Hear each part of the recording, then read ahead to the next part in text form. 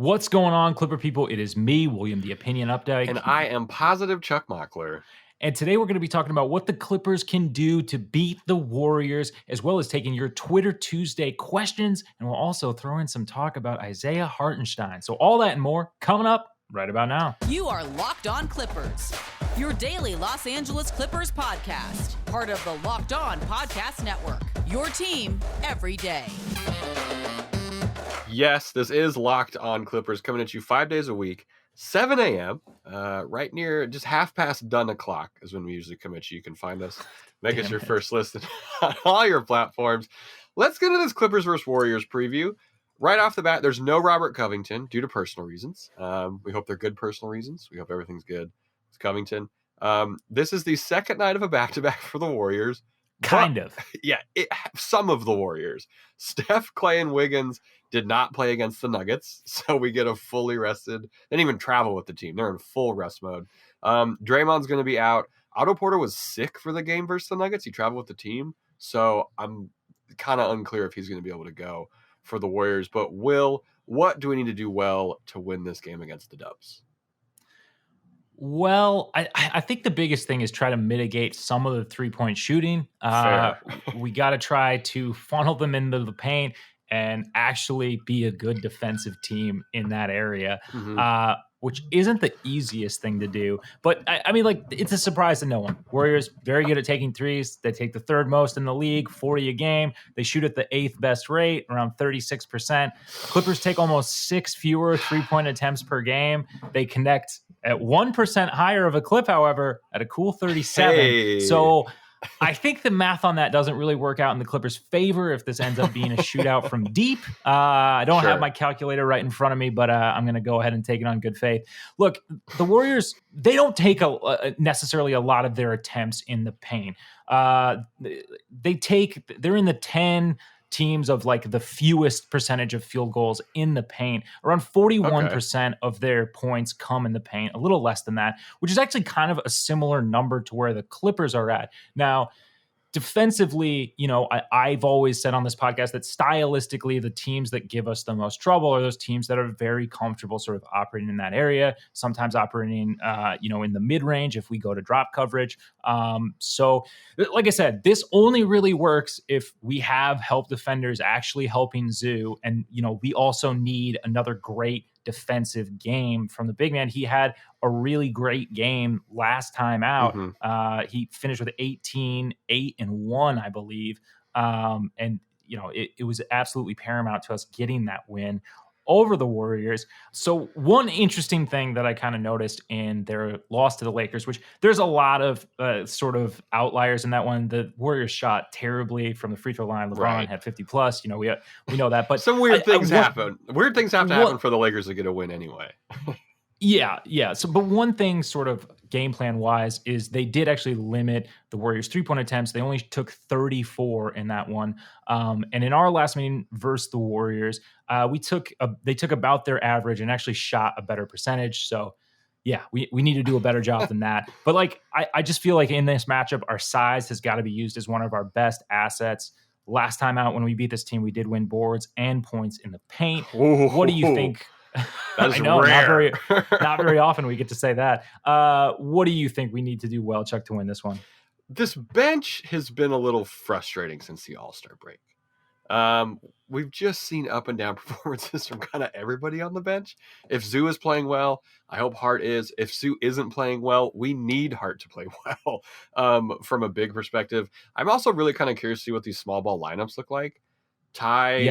Small ball, and I guess these like supersized and miniature lineups we've kind of seen.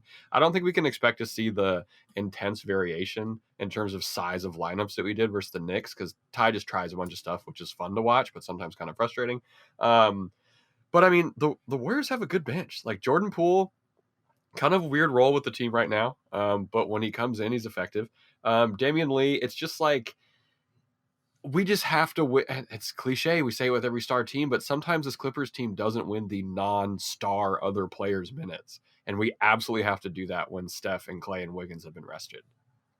Yeah, and I think in this one, like playing into the Clippers' favor is like, while all of their, key contributors, their marquee guys did sit out this game in Denver. That does mean larger minutes, larger roles for some of these bench guys. So maybe that means like a little fresher bench on our side could play into our offensive benefit.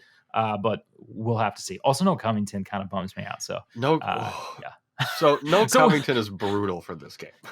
So that leads us perfectly into what could go wrong. Chuck, like, I guess, I mean, if the shooting goes bad again, like if we have another drought, like we've become accustomed to seeing in these games, we're going to lose this game. So there will be a drought in this game at some point. We just have to hope that there's one drought and that it's not half a quarter. The Knicks hold the 15th defensive rating in the league. Average. We perfectly average, and we couldn't do anything, right? Like the outside shooting wasn't there. The ball wasn't moving north-south. It was passive. Reggie was just completely ineffective because his shot wasn't there. The Warriors on the season have the best defensive rating in the league, but will be down Draymond Green. So there's hope like that we can get something going. Draymond's been out like consistently since January 11th, and the Warriors' defensive rating is 111 in that period. 5 points worse than their league-leading 106, and putting them kind of right outside the top 10 in terms of defensive rating. So, like, still pretty solid, right? Like, it's not like they've, like, gone to just, like, the worst defensive rating or something. We need Kennard to get shots off. If he has a bigger defender on him, like, do we want him to put the ball on the floor? Or I just don't want him to stop the offense, which isn't his fault, right? Like, I'm not, like, trying to put on him like that, but sometimes when a bigger guy's muscling him off or they're kind of draping a larger defender around him, everything just kind of stops. Yeah. I guess it just depends on who they'll have on him in that second unit. Like, I wonder if they try to go the route of just like sort of planting, I don't know, like Porter Jr. or someone on him for some possessions. If he's available. Because he's sick. Yeah. Yes. Just to ensure that he's like the ball isn't even getting to him. Yeah. So yeah, we'll have to see with that one. But we need a bounce back game from Luke for sure. And from Reggie frickin' Jackson, because that was one of his worst performances as a Clipper. And I'm not saying that in a mean way, but you miss 8 threes, you take that many shots and you miss that many. He's due for a bounce back. He shows up in these big games. When we play in the Pac Div, Reggie shows up, which is all that we want on this podcast. It's the only play that matters. Yes, divisional. And then we're getting their big 3 on rest. And Steph on rest is never fun to go against. Clay has been super up and down since he's been back. But we were talking before we recorded, he's still averaging 17 points. So if he hits some kind of efficiency, which he didn't have when we beat them on Valentine's, things are going to be a little harder. And this is where no Covington hurts. Like, we're really going to see how important Covington is to this team in this game, just in his absence. And then, like, Steph hates us, right? So if we hold Steph to 35, have we done all we can? Yeah. I think we might have limited him to 30 last time out. So I think he might 33 something. But like, if it's not over 35, we count it as a win. Like, I think we have to. Yeah, for sure. And if we're just making him work for it, sure. Yeah. And if it's not coming easy, and I want to make him work for it on the other end too. I want to see Steph in motion on every Clippers offensive possession. I want to see him put through switches. I want to see him targeted basically on defense for the Clippers. Like, that's how, I mean, Ty's great at doing that. He's great at finding weak spots, like when it's LeBron at the center. And I'm not saying Steph is a bad defender, but if you make him work a lot on the defensive end, he has his limitations. Yeah, I mean, he's absolutely. Like a smaller guy. Like, he's a smaller guy and he's a guard. Yes, 100%. It just is what it is. And a guard who has, like a lot of offensive weight to carry. Yes, he's a great rebounder too, but like, I want to see him put in motion on the defensive end. And offensively, Terrence Mann guarded Steph for 6 minutes in the February win and held him to 3 of 7 shooting, which, all things considered, is pretty phenomenal compared to what everyone else held him to. So I hope we see kind of the same from Terrence. And then, what are we expecting from Wiggins? He shot 50% against the Clips last time we played, but it was only 13 points, and they lost. Batum had him for most time in the matchup. Like, do we think it's pretty much Batum and Morris on Wiggins? Like, I just hope Morris's movement is good enough if he's going to be on a fresh Andrew Wiggins. Yeah. Morris defensively is going to have to be a lot better than what we saw in that Knicks game. Yeah, for sure. So yeah, not having Covington definitely makes that a little bit difficult. I think I don't know with Steph. Do you just go the route of just make him do everything, and we just keep we just kind of keep people everyone else from really getting going, and then you just hope for the best? I think so. I mean, Ty Lue joked he was going to put Zoo on Steph immediately. I think it was in that last game. Yeah, I think you try and make Steph score 70. Can he score 70? Yes, he absolutely can. But it's really hard for him to do that. You put a note in the what we have to do well, too. Last game, we got really even contributions from kind of everybody. So we need Batum to bounce back a bit. Like, we need all hands on deck for this one. Yeah, I mean that that win was a lot of things all kind of coalescing at the right time for the Clippers, and a lot of just very solid performances that I think that we can repeat. It's just not a guarantee by any means. Because of how bad the Knicks game was, I think the Clips come out absolutely fired up for this one. I think they get the win. Do you think they get the win? I'm not seeing this one. All right, we'll see. We'll see if the skid starts against the Warriors.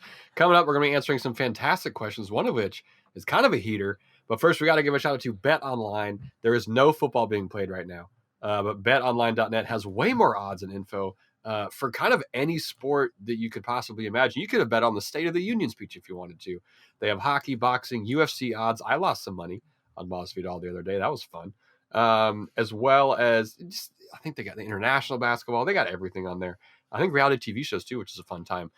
Even your Vegas casino games. Bet Online is your number one online wagering destination. You can do totals, player performance props, where the next coach is going to land. It's fantastic. Bet Online is the fastest and easiest way to wager on all your favorite sports and play your favorite games. Bet Online, where the game starts. All right, so we're taking your questions on Twitter Tuesday. We do that every single Monday, actually. I know it's a little confusing, but that's over at Locked On Clips. It's because we, gather content and record this show the day before. But, Charles, you alluded to a heater last segment in a great tease. Well, thank you so much. Why don't you lead us in? Wow, positive reinforcement at the workplace. So D. Maley666, go for it, said, and this is one of my favorite questions we've ever gotten on Twitter Tuesday, because I think it's very open-ended. There's no definitive answer, I truly don't think. But it's still kind of a rousing debate to have. He says, when all is said and done, who will have a bigger Clipper legacy? Lou will, and in parentheses he puts Sweet Lou, or Reggie, and in parentheses, Big Government. So I'm going to run down some stuff first, just to refresh people's memories. Lou Williams, 261 games in 3 seasons with the Clippers after the trade from the Rockets. 2 Sixth Man of the Year awards, saved the Clippers in countless clutch situations. 31, 10, and 10 triple-double versus Chicago, put 50 points on the Warriors in 2018, 36 on them in the 31-point comeback, and 33 and 10 assists on another game in the 2019 playoffs. The Nacho picture of him is iconic. He is, and I don't even think this is a stretch at all, the coolest player to play in the modern era of the NBA. Weird end to his tenure. Had the suspension in the bubble, the Rondo trade, really kind of an unceremonious way to go out, which was not his fault. Reggie Jackson, to this point with the Clippers, 146 game with the Clips so far, brought by the Pistons after a buyout, after some convincing from Paul George. So he had 17 games in the 1920 season with the Clips, a full one in 2021, and now this year so far. Since the bubble, Reggie Jackson has come a very long way. He never played more than 12 minutes in the second round in the bubble and only scored 3 total points in that round, which is unbelievable to think about. In the 2021 playoffs, we watched Reggie Jackson score more than 28 times, including 27 and 10 assists in Game 6 versus Utah to close it out. And 4 of those 20-point performances were in the Western Conference Finals, and 1 game of 19. He's right now a fan favorite, and other than, I think, more so than Nick Batum, is the most beloved Clipper player on this team. Where are you on this kind of debate? And yeah, what do you think? It's a fun thing to kick around. Yeah, so I mean, like, I guess you have the Six Man of the Year award stuff with Lou Williams, which is Multiple, always yeah. great. I mean, I think the only Clippers player who will see like winning awards really Sure, other for than this team Trez, in the but yeah. next. Yeah. But he was gone by that point, so. Oh yeah. Um, yeah, I don't know. It's an interesting debate. Look, for me, like you said, I mean, Lou Williams is just like such an iconic player in so many ways. Mm-hmm. And so it's so hard because we've had more success with Reggie for sure. Yeah, absolutely. In and he was in a the big part of it. postseason. Yes, and he was a key contributor. He really showed up for this team, and that's something that I'll never forget. That Utah game is something that you'll never forget. No. But on the flip side, like Lou Williams was kind of all it's sometimes kind of all we had going for this team that seemed to work right in sort of the transition period between the end of the Lob City era and the current sort of contender era for this team. That's a great point. Their scenarios are totally different, right? Like Lou Will was gonna like retire when he came to the Clippers, and Doc Rivers had to be like, you don't have to lift weights, you have to maybe play a little bit of defense, but like you can do your thing on this team. And he did, and he didn't turn his career around. I don't mean it like that, but he added a whole chapter to his legacy on this Clippers team. So like, absolutely, that's a great call out. Like Reggie is part of a team that is expected to win a championship by the fans at some point. And Lou Will was part of teams with Shea and stuff where it was like, we're plucky. He got 1 year of maybe winning a championship in the bubble, but that was a nightmare for everybody involved. So like, I think that concentrated performance by Reggie is just the biggest thing of recency bias from that Western Conference Finals. Because like, if Reggie does this again in the playoffs, he has an argument with almost like half the games played. Like he's at 146 and Lou's at 261. So 120 more games of Lou Will. It's fun. I think Reggie might end up taking it after in 120 games. Yeah, man, like I said, it's just really kind of different scenarios. If he wins a ring, obviously. But I mean, if Reggie ends up getting that hardware that he says Paul George and Kawhi owe him, I mean, like, yeah, that changes the entire conversation. Yeah, and it's very, and he like when we get that, like Reggie might be starting for the Clippers when we get a championship. Like he would be the starting point guard. Yeah, well, it's also, I mean, that's so much different too, right? Like on a Lou Will, like inefficient night, it was always just kind of like, okay, well, like he doesn't really have it going right now. Or, when he have like a couple down games in the playoffs, it's like, all right, well, this really shouldn't all be on him. Whereas on Reggie, it's like kind of a different scenario because he's been the usage is very real. Yeah. And, like we talk about on the show all the time, like if he's not producing, this offense is just not very good. Yeah. And so I think that type of expectation, although, Lou Will was a complete buoy for this offense. Times. Playing more minutes off the bench than like anyone ever. Like we needed every part of Lou Will for sure. Yeah. But yeah, like the expectation of both is on kind of different levels too. Fun argument. We'll revisit it in about 120 games and see where we're at. Fantastic question. Trent Maddox says, do you fellows believe the organization owes the fan base a bit more transparency regarding the health and timetables of their star players? It feels like this was written by a robot. Seems that good news could boost attendance and increase interest, while bad or no news will only hurt attendance and interest. Thanks, T. First of all, are we signing tweets? People are signing tweets now? We don't got to sign your name's already next to it. We don't got to sign tweets. I appreciate the signature. Charles and I were actually talking about when people used to have signatures on their text messages the other day. So this is a nice little callback to that. Look, I don't know if it boosts attendance. They're not going to They're not going to be like, maybe Paul George plays. Buy a ticket and see. But I want more information. I'm not going to pretend like that's a thing at all. Like, give me that information. I think that they actually, I think that they do owe something, maybe not to the fan base, but like to the local beat writers who cover this team every we're day. Not talking about us. We're not talking about us. We're talking about all the hard working your Miriams, your Tomeirs, your Farbots, like all the hardworking people who cover this team and like write articles all the time, and are working for those scoops only like to get them like on another national they're getting media hosed. thing. And it's like I don't know, honestly, like to the team, what's the difference if you give the information to like a local beat writer and then Woj reports on that? You know what I mean? Like it's still getting the same amount of reach. It's just coming through a different channel. But anyways, I'll get off my soapbox on that. Look, I think it's so difficult, right? Because like truly what is there that they can tell us? Because sometimes with an injury, it's like, yes, there are established timelines, but every body is different. Yeah. And everybody's like recovery is going to be different. So like, I mean, like, I feel like we get into territory if we're like holding them accountable to this thing to the fan base where it's like, oh yeah, Kawhi, he did squats, he did 17 10 reps, explosive boss jumps today. Exactly. Where it turns into a thing where it's like, okay, but like, is this really news? Yeah. And I think I think I've been more frustrated at like the non-news presented as news than I have been of even being in the dark. I'm used to being in the dark with this team. Yeah. I think it's like so weird though when it's like, oh, we're going to move the MRI to a nationally televised media day to tell you absolutely nothing. Yeah, to tell you that the MRI said he's feeling better, which is not what MRIs do. So I guess my answer is I'd rather be in the dark than a bunch of pomp and circumstance for absolutely nothing. That's a good call.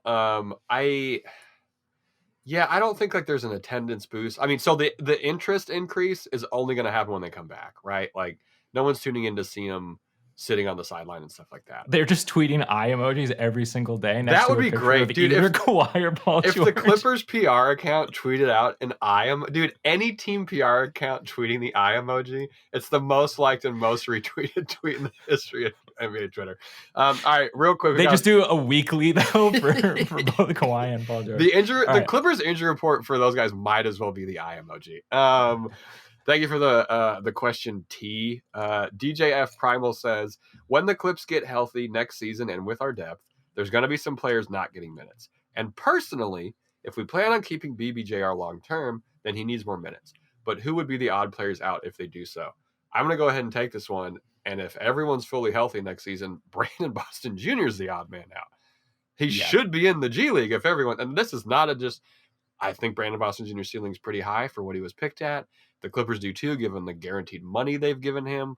But if this team is fully healthy, Brandon Boston Jr. has spot minutes at best next season, right? Like, and we got reps to get in with like the whole lineup. There's a lot of guys in front of him at his position. He needs to be in the G League. I like the Clippers G League coaching staff. It's good. Like I think we can develop guys, but Brandon Boston Jr. is the odd man out if everyone's fully healthy. Yeah, I think so. Especially, I mean, I guess it remains to be seen with Coffey getting his contract as well. But I think, just his playing time from this year, as well as like, a little bit more of a defined sort of role, which I always say on this Clippers team is like the most important thing. Yeah. And yes, Brandon Boston Jr. can be a scorer. He's a 3-level scorer right now. Yeah. Yes, but he is also kind of like needs the ball in his hands a lot because he's not terribly efficient right now. And look, I think it's a little, I don't know. I don't know what to make of it this season because like this year was going to be the best sort of development year. And right. I think that we have been able to develop and we've seen a lot of growth from a lot of players that we already know will be rotation pieces once we have our superstars back. And I think you have to ride the line of like, do you want to try to further develop these young guys or do you want to win some games? And I think when you have vets on your team, you can't lose a bunch of games. Like Ty Lue does not want to do that. you just can't win back a locker room of like established veterans if you're losing a bunch of games. Yeah. And I think that that's like one of those things like for morale that like that to me, rotation players, developing chemistry, developing their skill set, and just overall staying happy is kind of more important to the future of this team, in my opinion, than development of even guys who are really exciting like Brandon Boston Jr. And the window's just getting smaller. So that's a great point, right? Like, we don't know how long we have like kind of this like plateaued version of Marcus Morris. Batum's taking some knocks. Like the window is a couple more years for sure. But, Brandon Boston Jr. is young. I just think it's Brandon Boston. like you said, even this year, he's not even getting that many minutes. But we'll see what happens. The Clippers do have confidence in him. Either way, he's going to be on the team, which is nice. And then final question, PK Haskins, which might be a 213 Hoops burner account, says, is it time to promote Chris Dunn? Seems like Clips could use the ball handling and defense. What do you think? Like, what do you want me to say? Sure. Like, yeah. I guess I don't really see the role like with this team. But I do think the second unit, like, sure, if we want to try it, like to work in another guard, sure. Yeah. Maybe that's something that could be helpful. That second unit sometimes has a lot of problems, and I guess it also could, if he can play well, like if he can play at this level, which I don't think offensively he can. I mean, that's always been sort of his thing, and now he's been playing in the G League, so the offensive numbers look better. But I don't know that that's going to carry over. But if he could, at least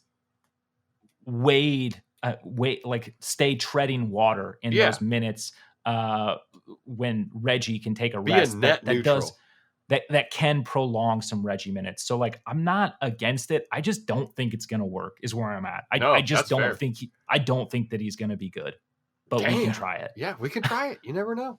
About done 45. So we got to go to the next segment here, but I want to get something in real fast. One thing I think about Brandon Boston Jr. that will be kind of a tinfoil hat thing. I know it's crazy. I'm wearing a tinfoil snapback right now, listening to the classic tune Snapback's Back, the most aggressive song about hats ever, if you haven't heard it. If we get to like 10 games left and his minutes start going up, I think it's an indication that PG isn't coming back. Yeah, for sure. I think that's a tinfoil string we can maybe unravel a tinfoil sweater with. Yes. All right, coming up, we got a fun question from Chenny John, and then talking a great Miriam Swanson piece on Isaiah Hartenstein. All right, welcome to Shavings. Hey, we're here. It's Shavings. We're both here. Oh, what?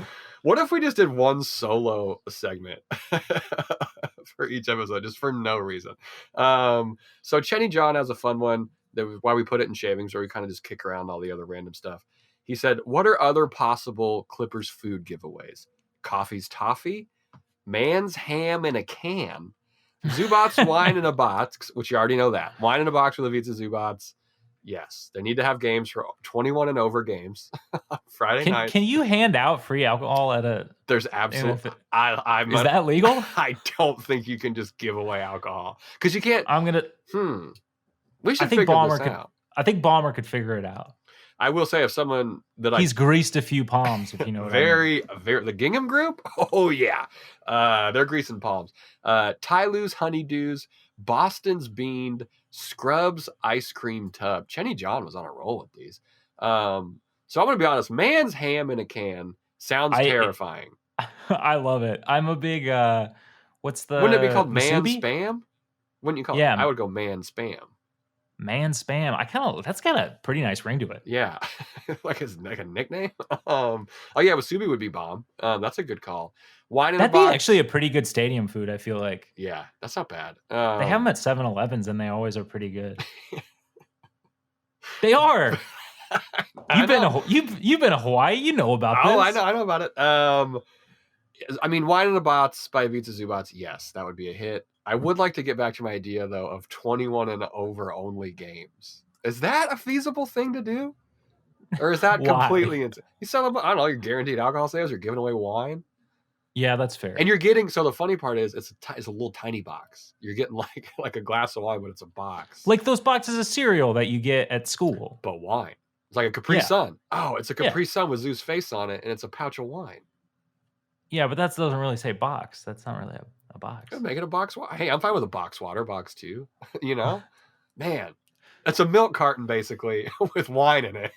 Yeah. And Zeus' face on it. Okay, well, we got that hammered out. I think Ty Lue's honeydew, I think the fruit, a little dicey, just in terms of spoilage. Yeah, no one likes honeydew either. It's just not a good melon. I think Coffee's Toffee would upset people because they would say, I want some damn Coffee's coffee. Yeah. I'd be like, toffee?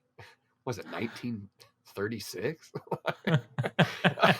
I don't even know if I don't know that I know what toffee is. It's like, is it like a caramel? I think it's taffy, but classier. Oh, I know what taffy is. Taffy is pretty good.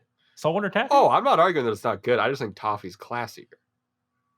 Yeah. But they show you how taffy's made in those oldie time shop windows. All right, we got one more. They're going to get way off track.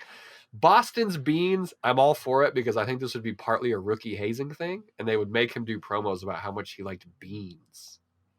Nothing wrong with that. I am a huge bean advocate. I think beans they're underappreciated in America, and I'll never be able to understand why. I think it's because there's too many beans. There's too many bland. There's just too many bland beans out there. I think is the big thing. I mean, you go to a restaurant, chain restaurant, where they serve beans and they're flavorless. It's mush, and I just don't think we're doing beans justice in this country. And so I'm behind this campaign 100%. And I hope that Brandon Boston Jr.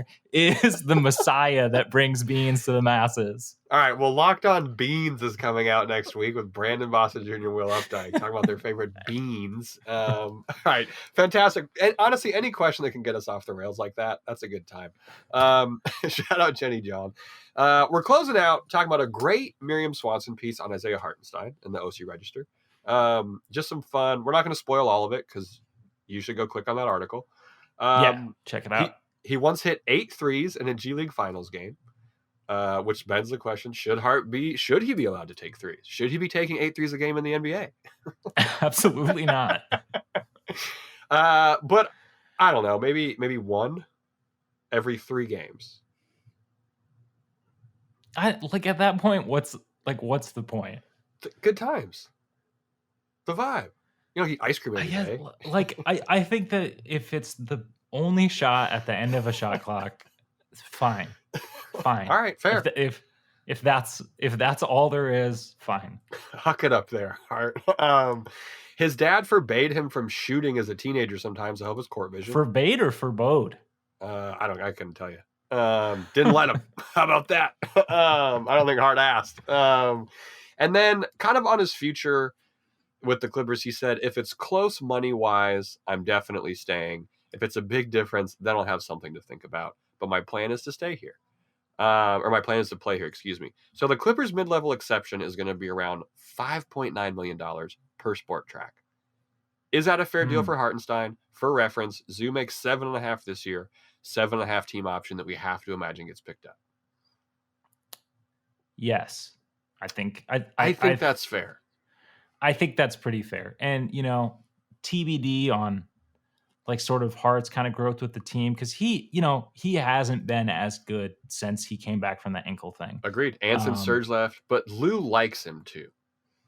Yeah. And I mean, he has so many pros, and he is such an exciting sort of wrinkle to have on a second unit. Absolutely. And I just don't know what the market will be like, because the market for centers it's not high. So I think that does play into the Clippers' favor.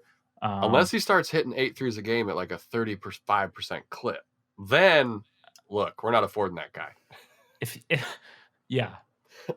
he I don't know, 8 threes a game, I think I would probably, if I had to watch. Would you stop watching? If I had to watch Isaiah Hartenstein put up 8 threes a game, I would probably stop watching this team. Well, I think that's completely fair. I wouldn't have a TV anymore. I would have thrown so many things through it. It's just the same TV. It's just a big hole. All right, we got to get out of here. This was the most shavings of shavings segments. Thank you, Change On, for the question. Thank you, Aaron, for the questions. Thank you, Miriam, for writing fantastic content about the Clippers over on the OC Register. Wednesday's episode, recap of Clippers Warriors, a preview of Clippers Wizards, because we got a back-to-back because the league hates us. What You Say Wednesday, and whatever else happens between now and then in Clipperland. Will, if someone were to stop you on the street and say, you look exactly like someone who would host a Clippers show, I think, but where can I listen to you? Where could they listen to you? You can check us out on Apple Podcasts or the podcast app on your mobile device. We're also on Google Podcasts. We're on Spotify. We're on Stitcher. We're on Deezer. We're on Amazon Music. Basically, anywhere you can listen to a podcast, you can listen to us. We mentioned up top, but we do come at you Monday through Friday, 7 a.m. Pacific. Make us your first listen. Make us your middle listen. Make us whenever you can find time to listen. Yeah, we would love that. Then. Last episode, Will got real ominous with the make us your last listen thing. But I have been Positive Chuck Mockler. And I am William the Opinion Updike. And as always, we appreciate you.